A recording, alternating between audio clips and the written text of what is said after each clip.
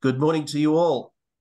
Welcome. For those of you who don't know me, my name's Andrew Clements. I have the great joy and honour of being the chair of Employee Ownership Australia, and am thrilled today to talk about something really cool and funky in the world of share schemes, which was equity plans for non-executive directors, an area which is, I know, caused a lot of interest for many of our membership. I'd like to start, as we traditionally do, to acknowledge the First Nations people on the various places that we meet. I know that we have a large turn up today, which is fantastic. So I'm sure that we're all across this great land. I'd like to pay respects to all of the traditional and emerging First Nations elders, and really kick off today with thanks to Natalia and Alexander for agreeing to talk on this subject. As I said at the beginning, I think it's really cool and funky. For the purposes of today, if you have questions, please post them. We may, if it's okay with you in the audience, take some of them on notice and some as we go through. So if in fact you see you've posted a question, if we've not responded, please don't assume that we've not seen it. Natalia, Alexander, thank you. Welcome, and we're in your hands.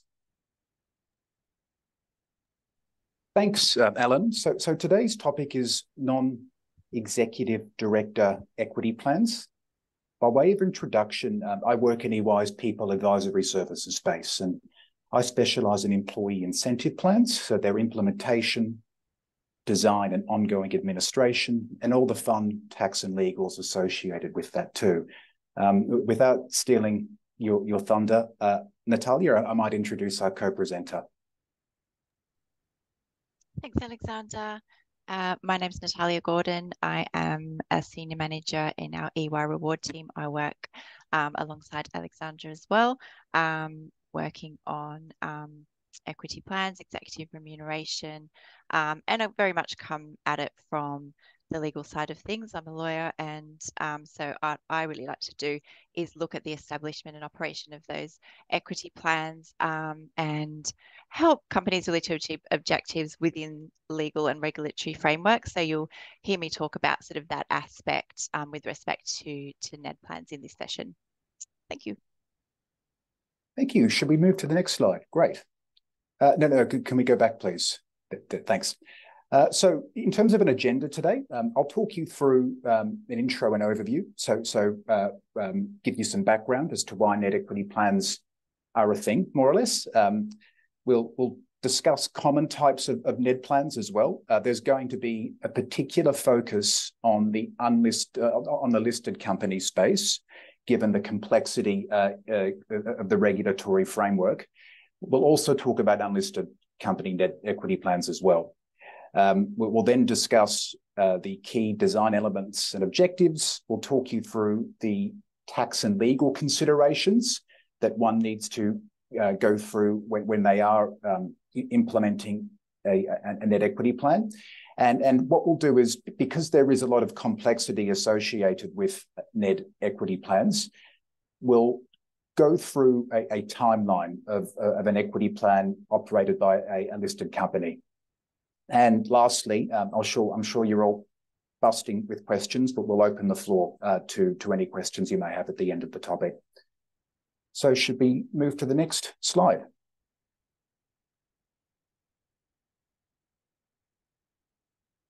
Thanks. So I guess if we take a step back, some of a NED's key responsibilities within the corporate framework are to assist with the governance of the organisation, guide and direct company strategy, ensure compliance with legal and regulatory compliance.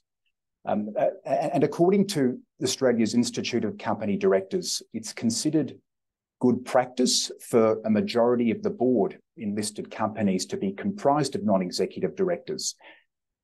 A key advantage of a NED is their independence and objectivity. So they're not engaged with the day-to-day administration of the business in question. In the ASX's corporate governance principles and recommendations. They specify that any incentive provided to NEDs shouldn't conflict with their obligation to bring independent judgment to matters before the board. But that being said, that the probity of a NED owning shares in their company is actively contemplated in their remuneration guidelines that specify that it's acceptable for equity-based remuneration to be provided to NEDs as part of their overall package. Importantly, there's also a demand from shareholders and proxy advisors for NEDs to have some level of skin in the game so their interests are aligned. And so it's accepted that it's indeed appropriate and important for a NED to have equity in their own company up to a limit. So there's an alignment of interest with shareholders. And also because of insider trading laws, the general expectation is a NED should hold shares for the long term, typically for the duration of their appointment. So if we start from the position that a NED can, and in many cases will need to acquire share ownership of their company, they can use their post-tax funds to do so. So businesses need to actually consider why it's important to implement a NED equity plan in the first place.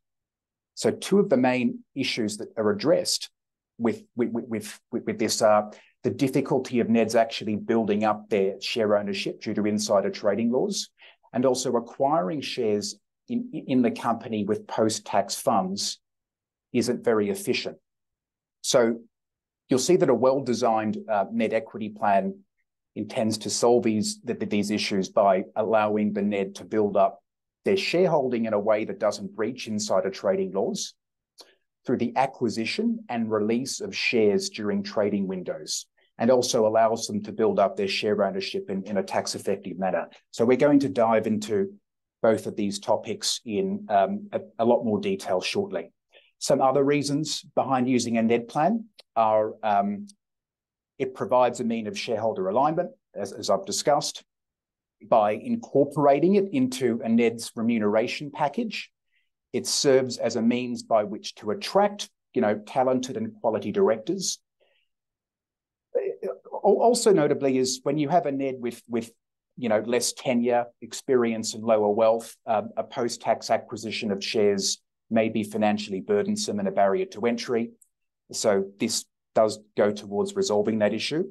And also, in our experience, we've often observed that NEDs that sit on more than one board, where this arrangement isn't in place for one of their companies, they just may end up asking for it.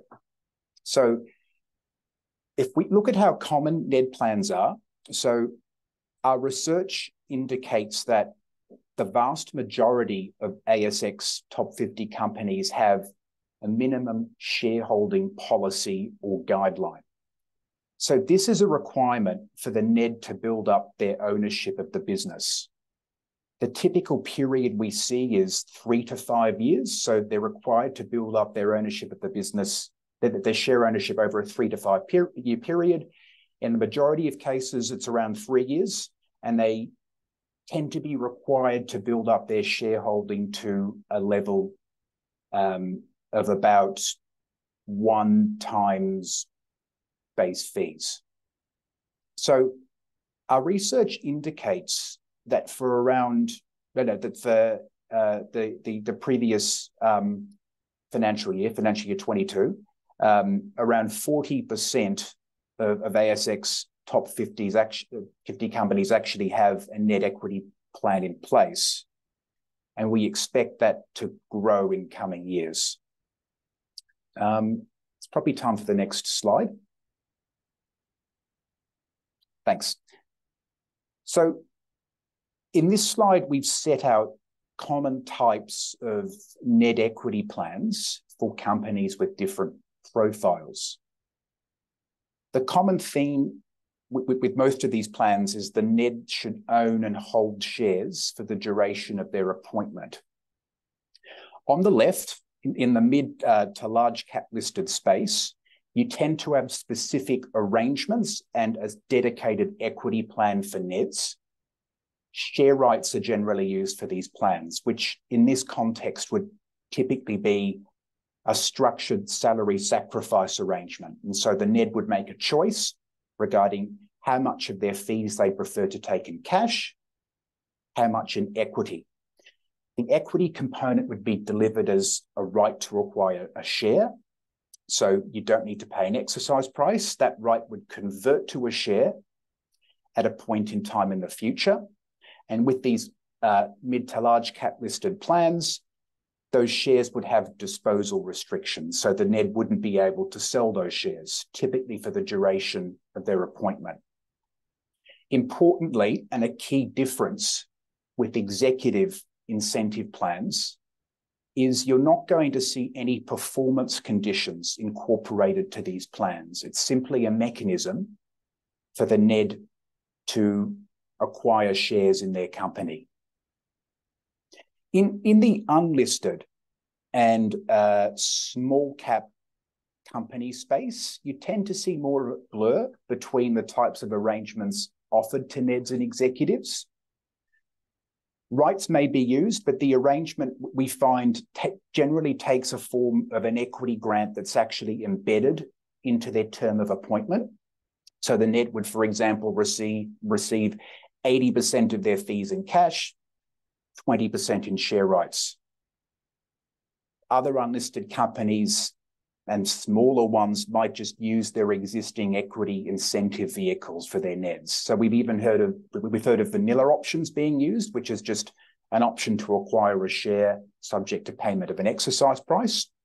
Some companies with medium to strong growth prospects would use a leveraged instrument, such as a premium priced option, which is simply an option to acquire a share with an exercise price set at a premium to the market value of the underlying share at grant, which implicit in that is the requirement for the company to actually significantly grow in value over the horizon before that option can be worth anything. Other companies that are eligible for those for certain tax concessions under the startup regime might just grant startup options to their NEDs. The smaller the company, the more likely that they may even incorporate performance conditions and hurdles into their NED grants. For example, a small resources company might impose a condition for a grant that would have the NED rights or options vest, for example, if a key mine was approved, as this would be directly related to the viability of the business.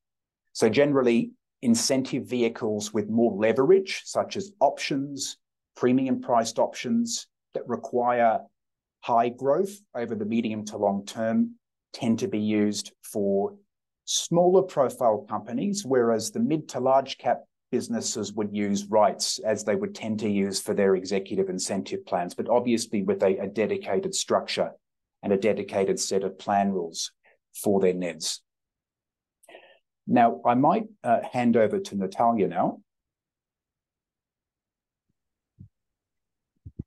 Thanks, Alexander. So now that we've had a look at sort of the general overriding principles of NED plans and why we have them and what we do with them, we're going to have a look at, or I wanted to discuss the objectives that Alexander has touched on and how those would then carry through to the key design elements and what the plans would look like. So I've talked about sort of objectives around, if there are minimum shareholding guidelines that apply to NEDs, and even if there aren't, if the company would like NEDs to increase their shareholding, aligning to market practice, perhaps what's happening with other boards, what's been offered to other boards, the tax effectiveness of, for example, a salary sacrifice plan, which Alexander will talk about in a little bit more detail later, aligning to shareholders. Now, generally would say they're not always the simplest plans. So the first point on the left there is a little bit misleading. They're not always the simplest plan, but once they're up and running, they can be quite simple to administer year on year. So I find NED plans, they're quite interesting. And I quite like looking at them because they're a little bit different and the objectives are different to an executive plan. that you would put forward. So an employee share plan that would be for the CEO and other key execs, for example, because when you look at the roles of NEDs and the tenure of NEDs, it's different. And so therefore, when we have a look at the design elements, that will carry through and look a little bit different to make sure that they align with the NED's role, the length of their tenure, and the objectives for the NEDs, which will be a little bit different to those for example, the CEO and other key management. So instrument vehicle, we're looking at that. So that was around rights and options, which I know Alexandra's just gone into. And the main thing to keep in mind there is if you're going to use options, they generally tend to be where share price is expected to grow for those smaller, higher growth companies, because they will only deliver value above share price. They tend to have an exercise price set at least at share price when they're granted. So they're only delivering upside, whereas a right is just when a right vests or converts into a share, you get one share for each right, regardless of whether the share price has gone up and down. Where you've got a large listed company that's quite established, where the share price might not be expected to have high growth, for example, then it's very much more appropriate to use rights in that instance. And a lot of what I'm talking about, we're going to carry through as if we've got rights, just to sort of keep that theme, although I will pull out where things might be different for an option. So we think about rights or options, and say we've landed on rights. The other thing to think about with the instrument is how those rights are going to be acquired. It is tax efficient to do it through a salary sacrifice arrangement out of NED fees, which means that the NEDs will sacrifice a portion of their pre-tax salary generally, we'll talk about tax a little bit later, to acquire the number of rights.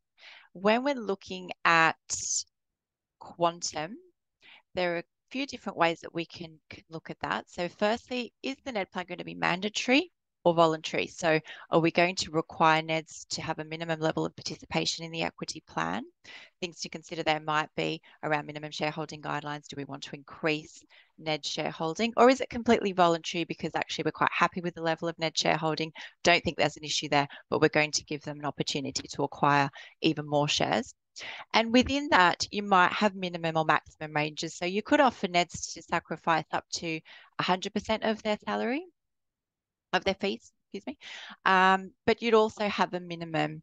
So it might be, say, between 20% and 100%, or you might have a minimum of 10%. You do want to set a minimum because it is administratively, it does take some time to administer. There is a cost there. So it needs to be worthwhile to administer. You don't want to set this up for NEDs to be acquiring a couple of shares here and there. So generally, you'd want them to commit to at least a certain percentage of their fees. And then that can go up from there depending on the company's objectives. Within that, the allocation methodology, there is a difference there between rights or options. Generally, when we're looking at, so say we've got an election, NED said, okay, fine, I'm going to sacrifice 50% of my fees into the NED plan. So then we figure out what that number is in dollar value. If you are working out how many rights to grant to a NED, you could then divide it by the share price around the time that you grant the rights. And that could be using a VWAP, so an average VWAP sense of volume weighted average price. You could average the share price over sort of the 5 trading days leading up to grant, or if the share price is a bit more volatile, you might average it out over 20 trading days or a bit longer. But generally, you use the share price to then calculate how many rights someone has. With an option, because the option only delivers upside share value, options will have intrinsically a lower value. So you will end up granting a larger number of options than you would rights for the same dollar value of fees sacrificed. And options, the result of that can be a bit more volatile. So if share price does increase and they're all exercisable and they're all exercised, the NED could end up with a larger number of shares because they've had a larger number of options, but granted to them. But equally, if share price doesn't increase as expected, they may not become exercisable or worth exercising. So it's a little bit more volatile there, whereas rights, you just know how many shares you're going to get at the end. so long as the rights have vested or converted into shares. Coming into vesting and service period, which we also would often call a participation period.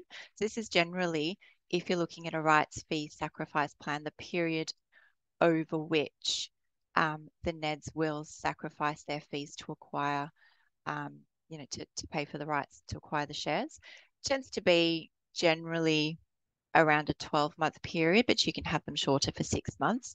This is very different time horizon than you'd have for the execs. A few things to take into account when you're setting time horizons.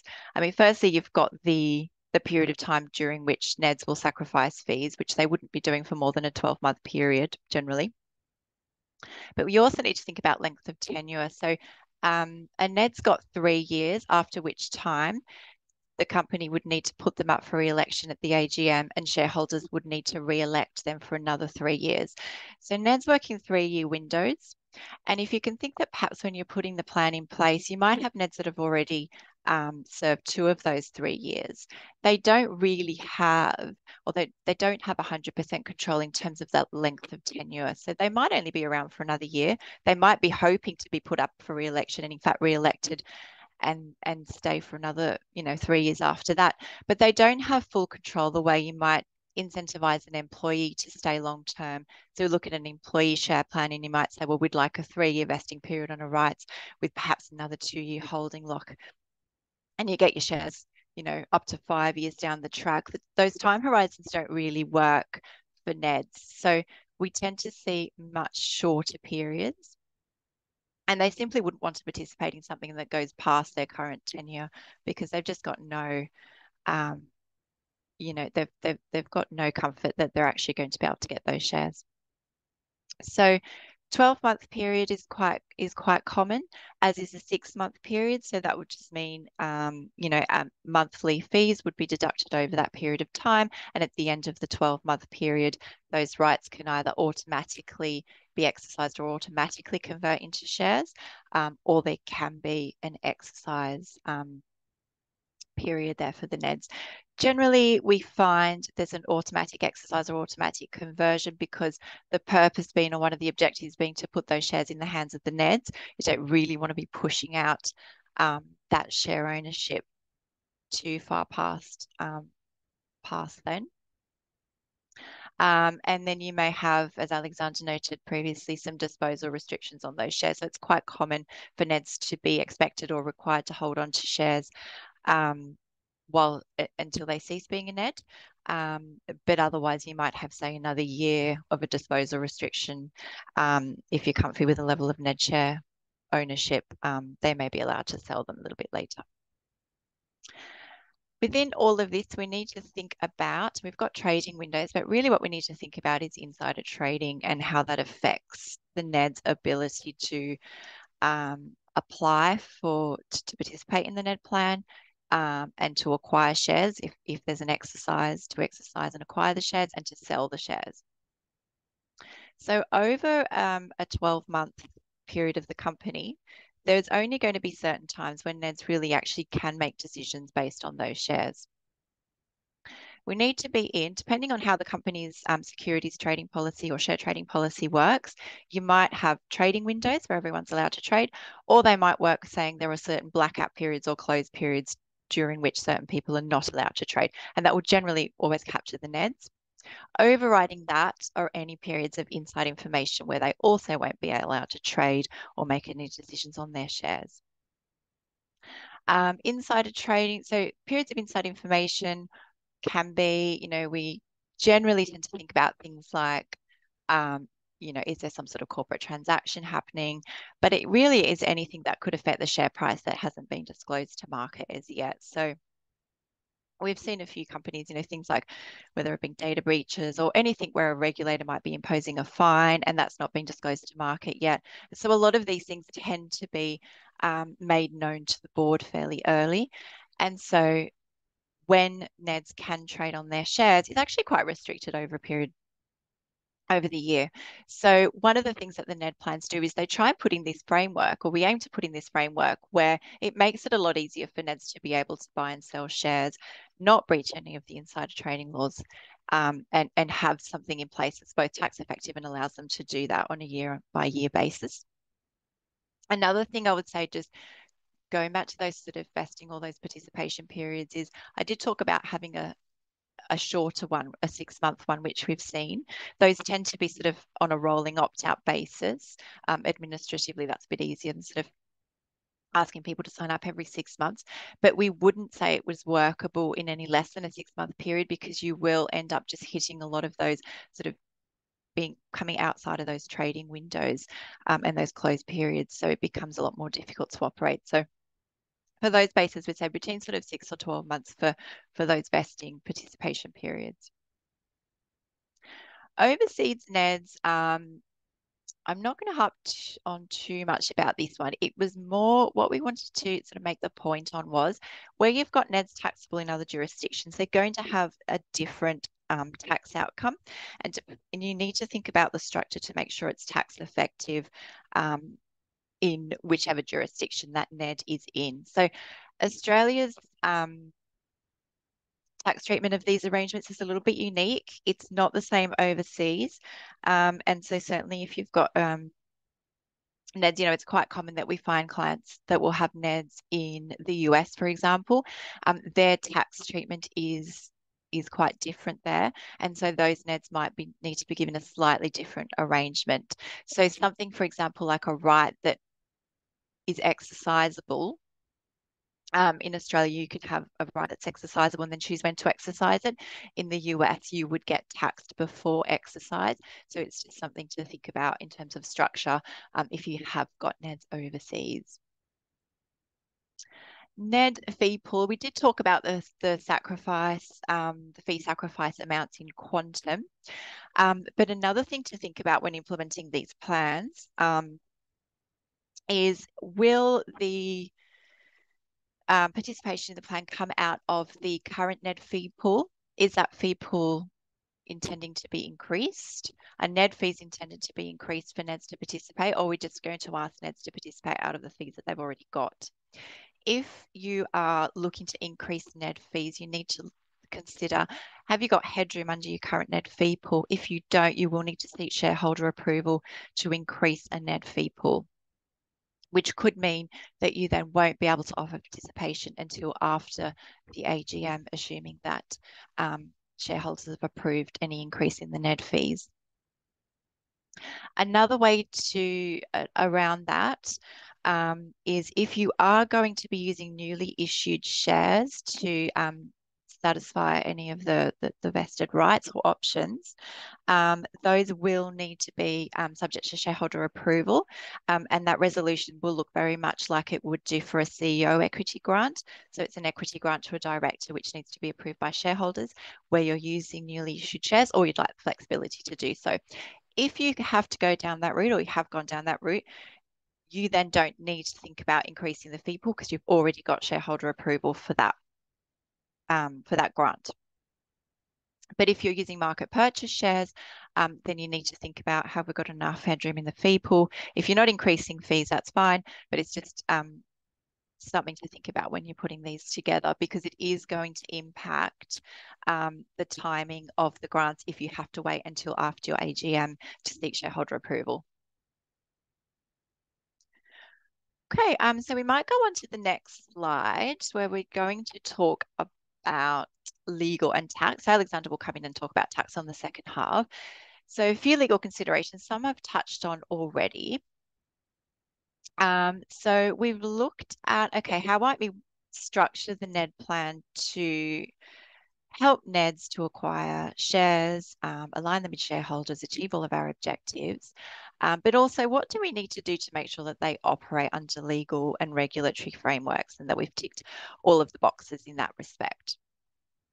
So things to think about: securities law, offers of shares in Australia. There are certain provisions under the Corporations Act that apply. They are similar provisions that would apply under your employee share plans for regular employees.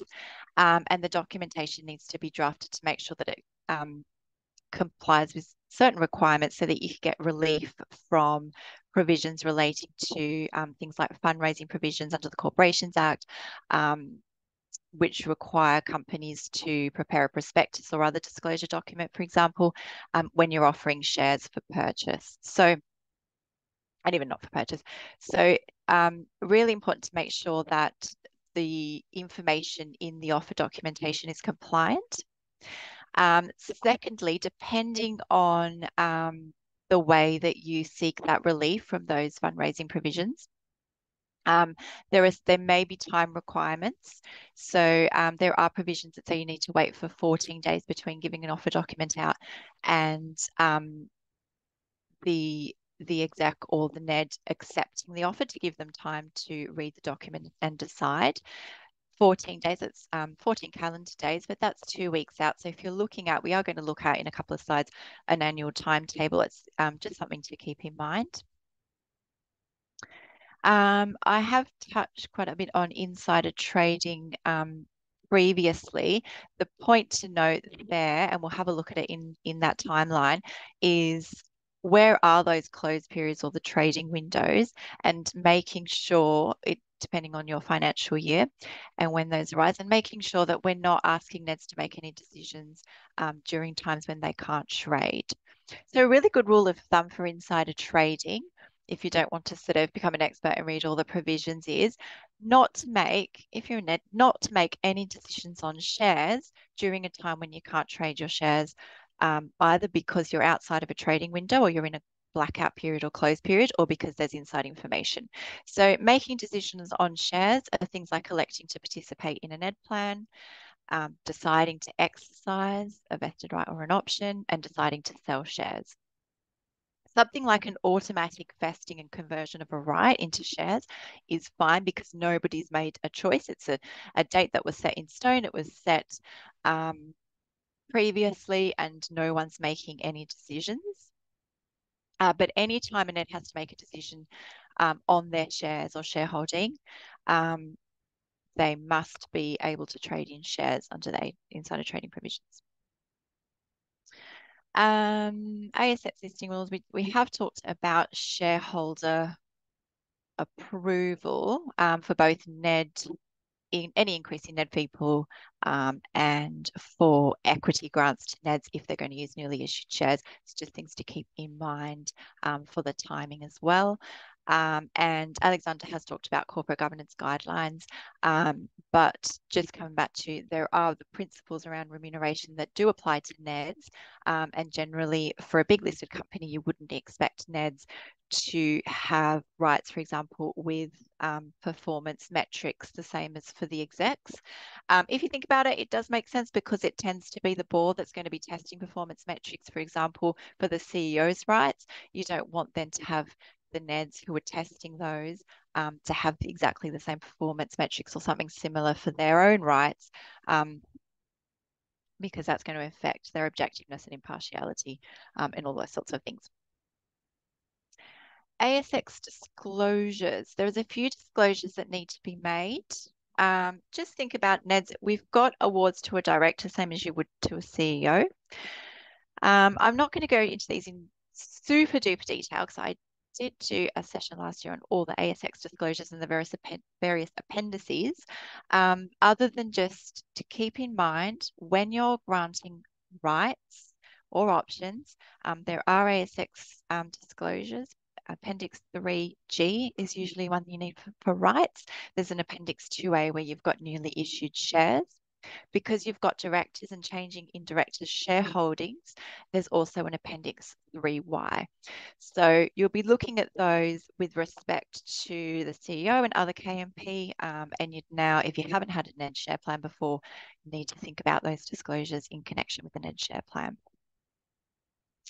Shareholder resolutions we've already talked about.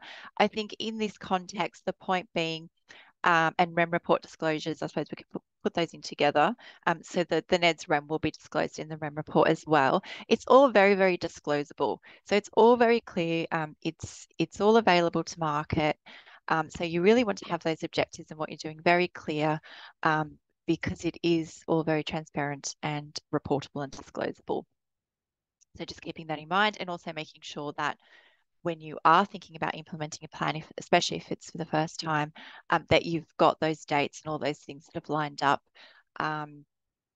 Especially things like ASX disclosures, they do not give you a lot of time between the grant of a right and when you need to disclose that to market. So just having those sort of things lined up, so you're good to go.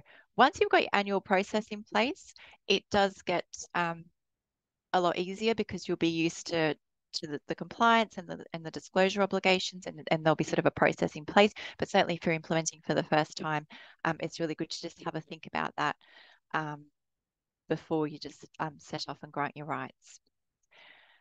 Alexander, would you like to take us through tax?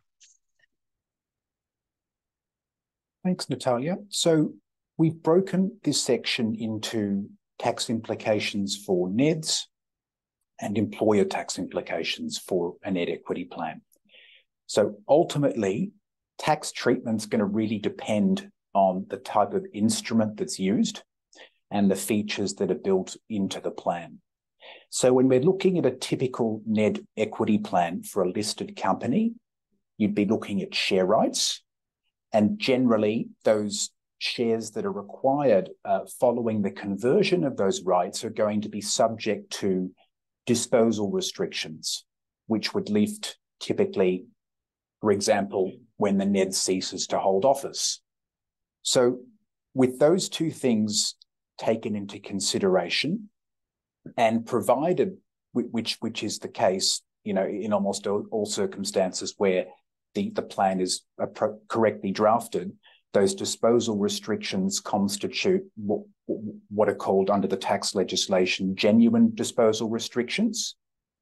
The NED would generally be subject to income tax on the market value of the underlying shares, not when the rights convert to shares, but when the disposal restriction lifts on those shares and they can first sell them. Technically, the earlier of 15 years from the date the rights are granted. So 15 years is basically the last possible date in which you can get tax deferral under the legislation. When the underlying shares are sold within 30 days of those 2 points, the taxing point is actually sale. The net would be assessed on the proceeds from the sale of those shares, and no capital gains tax is going to apply on sale. Australia doesn't have an income tax withholding regime for employee share scheme awards, which capture net equity plans. So the NED is going to need to settle tax on their own account when they file their tax return for the following year.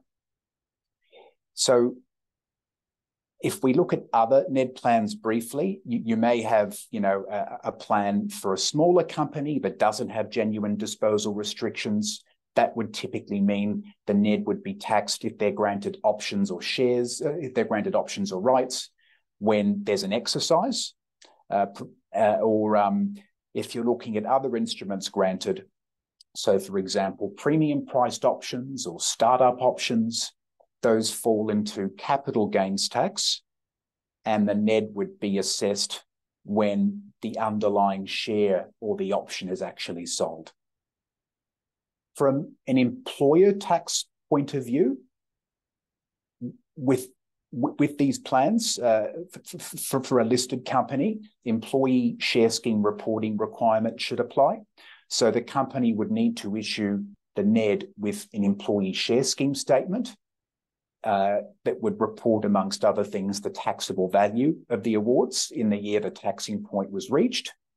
They'd also need to lodge an annual report with the ATO by the 14th of August the following year, which would capture all employees, including NEDs captured in that participate in all equity plans administered by the business. From a payroll tax point of view, and this is a tripping point for some companies that don't actually consider it, payroll tax is going to apply to your NED equity awards where the relevant thresholds have been satisfied in the respective state or territory. So unless the company makes an election to settle payroll tax at the time the rights were granted to the NED. Tax is going to be due, payroll tax is going to be due at the time the rights convert to shares. So that's an important point, because there's a misalignment between payroll taxing points, which is exercise or conversion, and for listed companies that administer a typical net equity plan that have disposal restrictions. The net isn't going to be taxed until those disposal restrictions lift, but payroll tax is going to apply earlier. So that's just one point to be aware of. From a corporate tax deductibility standpoint, the same considerations for other employee equity plans also apply to net equity plans. So with that, I think we should probably move to the next slide. Thanks, Alexander. So Alexandra and I are both going to sort of chip in on this one. So just bear with us that we'll try and make it as smooth as we can. So what we've got here is a typical sort of a timeline for a NED rights plan, salary sacrifice into rights plan. And we've done this over a financial year that mirrors, company financial year that mirrors the tax year. And for the purposes of fitting the timeline into just 1 year, we've got, as you can see, a conversion date or a vesting date that is 6 months after the grant of the rights. So that kind of smaller period, just to see how it all would fit in. So looking at this in practice is in terms of how might this work out over a company's financial year, and what are sort of the key steps, but also the key requirements that we need to work with. We've got the first one there as a net election to participate, but the first thing that's actually going to happen is you're going to distribute your offer documents, and that will happen a little bit before that NED election to participate. Noticing that here we've got it somewhere sort of 3/4 through May, but we've got a financial year end of 30 June. So we need to make sure, depending on your own securities trading policy, trading windows, blackout periods and all that, that the election to participate and the offer is going to happen before any closed or blackout periods. So that's why we've got that over in May, and you can see that the grant of rights doesn't happen until August. So we've got all of this happening, then financial year end, we've got no trading, and then release the full year results, and then we can trade. And then we're going to grant the rights to NEDs. Just going to say just before then, with the election to participate in the offer document, as I noticed with securities laws, depending on sort of the approach that you take on those, there could be that 14-day period that you need to wait between offer documents sent to NEDs and then being able to at the end of the timing to participate. So it's something else that might take you out to either start of May or end of April. So granting rights, from a legal perspective, we're going to have an ASX disclosure there. So that's something to think about as well. So we've got insider trading. When can we actually elect to participate? When are we granting the rights? And what disclosures do we need to make to the ASX? So thinking about 3G, Appendix 3G, when we grant them. And then, Alexander, did you want to just add in your parts there? Sure. So provided the company didn't make any massive mistakes with their plan documentation, the NED shouldn't be subject to income tax when those rights are granted. However, from an employer point of view, this could be the time when the company makes an election to settle payroll tax. It might be a prudent decision to make if, for example, they suspect there's going to be significant growth over the next 6 to 12 months before the rights convert. Thanks. Okay. So once you've got the grant of the rights to the NEDs, that's when, so monthly, then they'll start to make those, they'll start to sacrifice that portion of their fees into the plan. and that'll happen on a monthly basis. One thing is we can see there we've got a November AGM.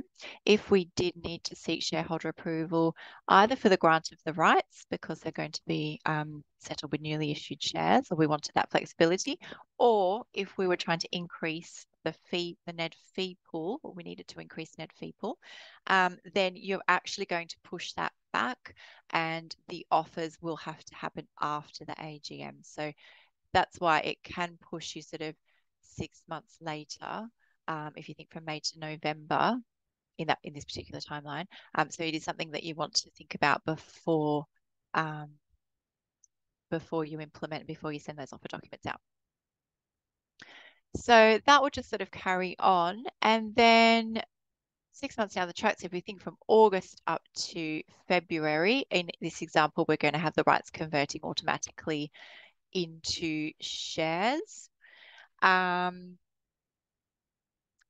haven't had to do anything, and it's an automatic conversion. However, they now have an increase in their shareholding, and that is another ASX disclosure on Appendix 3Y. AC, did you want to talk about what might happen here for tax purposes? Sure. So at the time of conversion, so we're looking at a typical listed company net equity plan, where the company has determined that shares acquired by the NED at the conversion of rights are going to be subject to a holding lock that's going to last for example, the duration of the NED's appointment. The NED can't deal or trade their shares at all during this time. And where those conditions were imposed or entered into at the time the offer was accepted by the NED, you would say that those are likely to constitute genuine disposal restrictions under the tax law. So there's not going to be any income tax for the NED at the time the rights convert to shares. So tax will be further deferred at this point. From an employer tax perspective, if there wasn't any election to settle payroll tax at grant, the employer must now settle payroll tax on the market value of those underlying shares at conversion, which is considered an exercise under state payroll tax laws. Thank you. Thank you. And then once you've got your shares, the only thing really left will be the subsequent sale of those shares, depending on, so that might be, in a year's time, if that's how the disposal restrictions are structured, or it could be when the NED ceases being a NED. And things to think about for that is that the NED will only be allowed to sell those shares in a trading window or a period that's not a closed or blackout period. So again, insider trading will need to be considered. And again, that any sale of shares is another disclosure for changing the shareholding, director shareholding on an Appendix 3Y. So that sort of will sort of bottom that out. But what can happen is you might have annual grants. So if you're offering annual participation, whilst we've talked about sort of beginning to end, that might not necessarily be the end of a NED's participation in a share plan if you've made multiple offers, or if there are rolling sort of 6-month offers. So they might sell some of their shares, but they might have others that they've acquired in other offer periods that they'll keep. So that'll sort of keep rolling. AC, did you want to talk about sale of shares? Sure. So where those disposal restrictions lift, the NED's free to sell their shares. That would constitute an income taxing point under the employee share scheme tax rules. So that's a taxing point. But if, say, a trading window occurs within 30 days at that point in time, the NED sells their shares at that point, that date of sale becomes a taxing point, and the NED's going to be assessed on those net sales proceeds. So once this occurs, employee share scheme reporting requirements are triggered, and the employer must issue a NED with an ESS statement by 14 July of the year following that sale, and they have to lodge their annual report with the ATO. I think that's probably about it for tax, Natalia. We might go to Q&A. We've got one excellent question that's come through so far, so I'm going to read it out. If anyone else has any other questions, please you can either raise your hand and sort of speak, or you can type them into Q&A. So the question is it better to grant rights only after fees have been sacrificed? If rights are granted in advance, what happens if the NED leaves before the end of the sacrifice period? Excellent question. Generally what happens is, if you've left before the end of the sacrifice period, and you can draft this into the rules, but the way we generally approach it is you'll stop participating and you will get the fees that you have sacrificed so far, you will get them back, but they will go back via payroll and the usual tax and superannuation that would have been deducted from like your regular cash fees will apply. So you sort of back out of the plan. If you leave generally after you've had your rights convert to shares, but your shares are restricted, so they're during a restricted period, or any trading restrictions, then generally those trading restrictions will lift, because the purpose of the trading restrictions is really that you hold shares whilst you're a NED and you've already sacrificed your fees to acquire the shares. So beforehand, you'll stop participating. The rights aren't ever going to vest or to convert to shares. You'll get the fees you sacrificed up until that time, but they'll go back through payroll. After conversion of rights to shares, you can keep your shares and those trading restrictions will lift with you no longer being a NED. And yeah, so the rights generally, I mean, there's a lot of things. So then the follow-up question is, do the rights lapse when you leave? So generally, there's a lot of these sorts of questions we can, when we're drafting, the plan documentation, there's no like sort of legal way to do it, but we can discuss and think about what to do. But a very general approach is yes, they would lapse when you leave.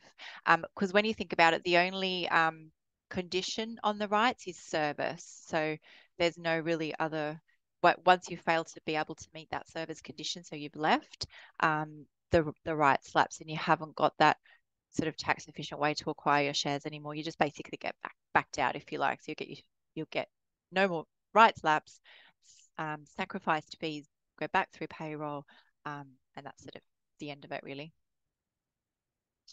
Any other questions on anything we've discussed? And I was going to use the sort of chairman's prerogative if I could, and had a couple of questions.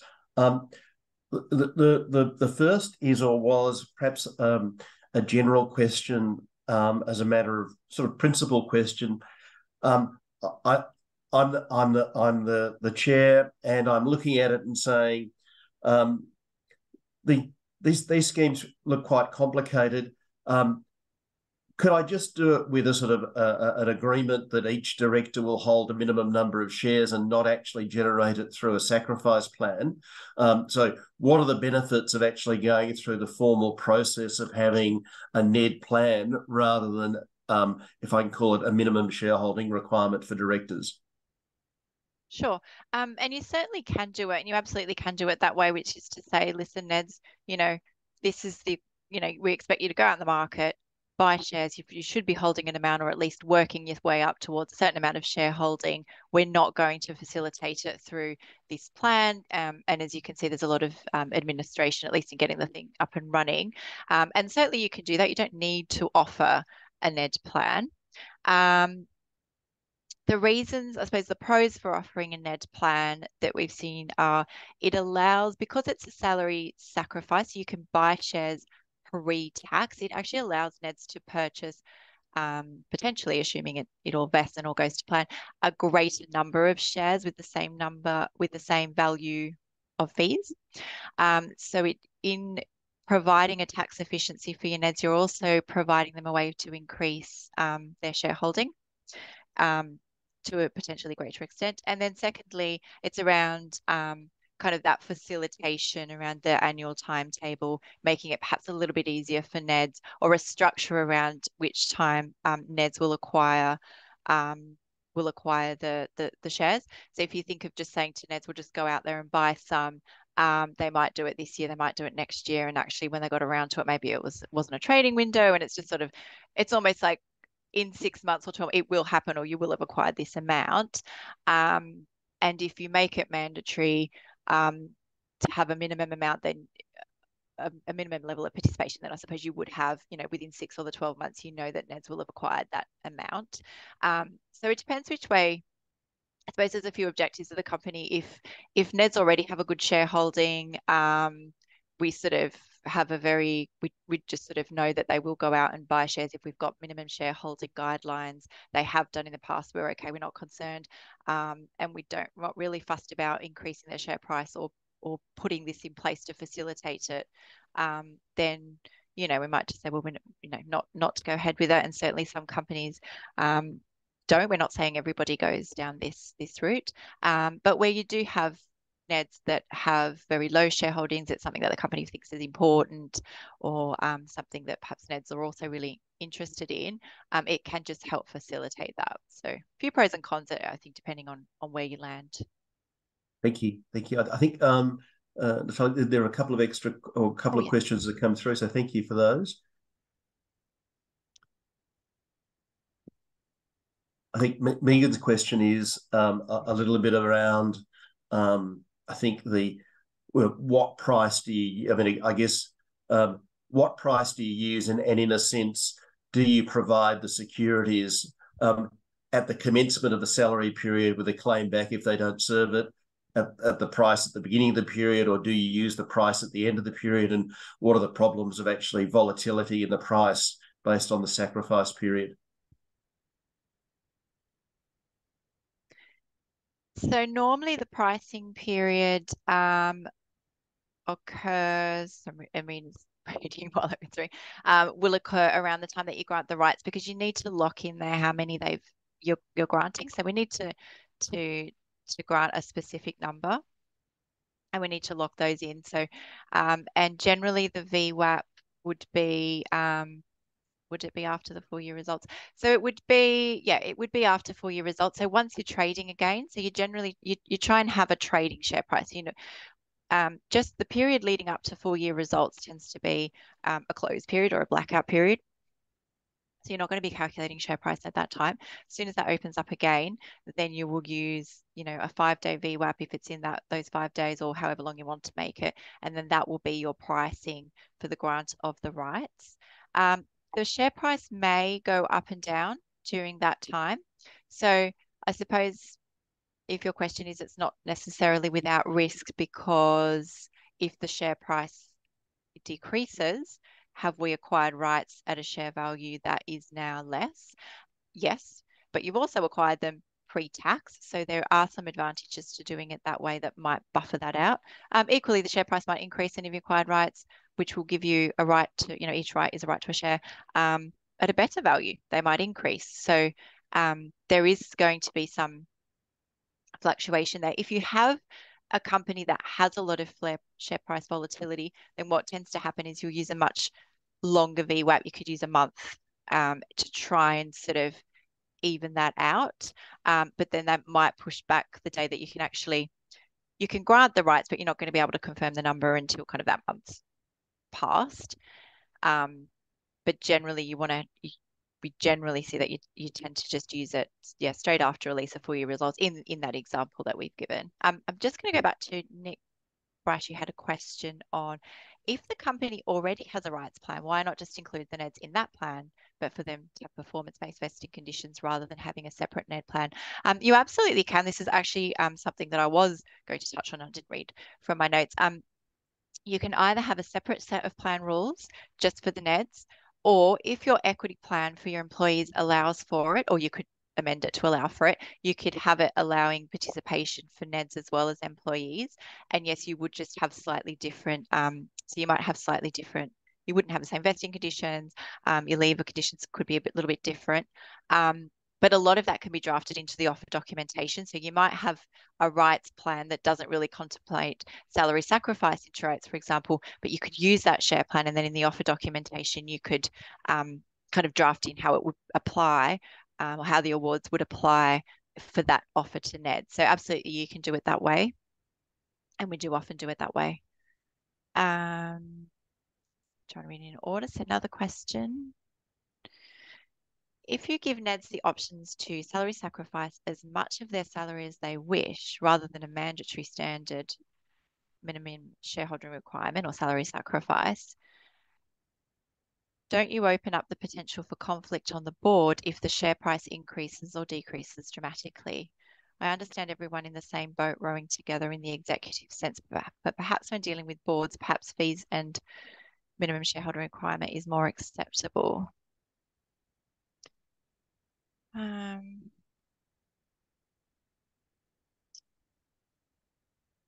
So are we saying, I suppose, if you've sacrificed 100% of your fees, that you've got more of a vested interest in the share price? I suppose is where that's coming from. Suppose you do. But I don't know that having everyone on the same, I don't know, I haven't really thought about if someone's completely invested in it, would that have a potential for conflict on the board? I suppose it may do. The reason we see actually board members potentially putting 100% of their fees in is actually to do with not only the tax advantages, but say if you've got a NED sitting on multiple boards, so they're already getting their cash. And because you get the salary sacrifice into rights, you don't need to pay super on, and some people quite like that as well. So there are other reasons that they think, actually, I could take all of this in rights and have it as an investment in the company. But I don't know. I don't know if it would cause potential conflict. I don't know if Alexandra or Andrew have any views on it. I haven't seen any evidence of it, but it's certainly possible, I suppose. I mean, yeah, and interestingly, the point that was raised about conflict may have fed into what turns out the vast majority of companies that we've looked at that do have net equity plans tend to limit that sacrifice to about 1 times annual fees. And so that could be a consideration motivating that limit just to avoid any perceived or potential conflict that may arise if they're able to contribute more. I'm just sorry. Yeah, but we probably, Alex, need to make this the last question, because I appreciate we will come back on the other questions. But Alex, I think there was one last question specifically directed to you from Michael around the 1 times base fee and looking at a 3 to 5 year period to build up the value of a minimum shareholding requirement and how that worked.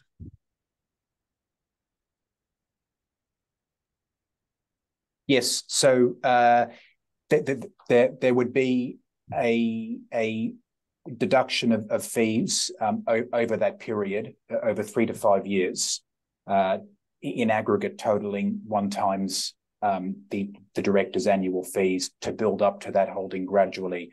So it wouldn't occur all at once. It would be spread amongst that 3 to 5 period you would typically find. Is there anything you want to add to that, Natalia? No, I think other than that it's not really set in stone either. So these are sort of examples that we're giving on various sort of market practice that we've seen, but it's something that the company could also just determine in terms of what suits them and what time horizons they're looking at as well. So just to bear that in mind. Thank you. Look, I thank you for all the questions, and it's great there's so much interest. It is a fascinating topic. I always think it's kind of like employee share scheme regulation on speed when you start to talk about NED plans. So thank you so much, AC and Natalia. And also thank you for our audience today for your attention, and we'll look forward to seeing you at our next seminar. So please pass your thanks on to AC and Natalia. Thanks, Andrew. Thanks no worries. Thanks so much. Thank you.